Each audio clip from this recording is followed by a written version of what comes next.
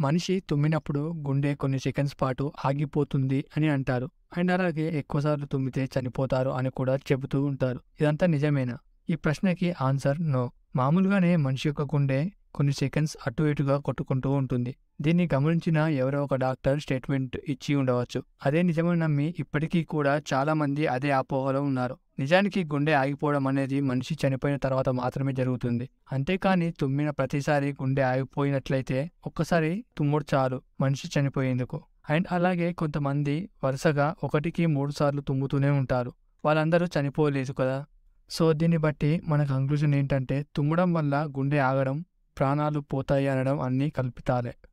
Question number 2. కొంతమందికి సొట్టబుగ్గలు ఎందుకు ఉంటాయి? నిజానికి సొట్టబుగ్గలు ఉన్నవాళ్ళు చూడటానికి కొంచెం క్యూట్గా కనిపిస్తారు.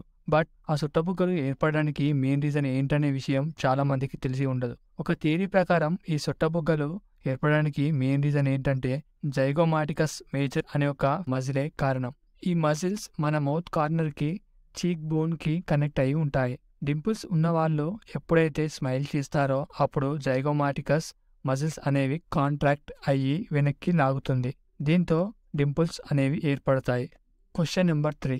చాక్లెట్స్ అండ్ నూనె పదార్థాలు ఎక్కువ తీసుకుంటే మొటిమలు ఎక్కువ వస్తాయా? ఎక్కువగా ఆయిల్ కలిగి ఉన్న ఫుడ్ తినడం వల్లనే మొటిమలు ఎక్కువగా వస్తాయి అని చాలామంది నమ్మే విషయం. బట్ ఫ్యాక్ట్ ఏంటంటే ఆ నమ్మకం నిజం కాదు. జనరల్గా మొటిమలు ముఖం మీద ఎక్కువగా కనపడటానికి మెయిన్ రీజన్ సీబమ్ అనే ఒక కెమికల్. ఈ సీబమ్ ఎక్కువగా ఉండటం వల్లనే పింపుల్స్ ప్రొడ్యూస్ అవుతాయి. నూనె పదార్థాలను ఎక్కువగా తినడం వల్ల మన శరీరానికి మంచిది కాదు, అది నిజం.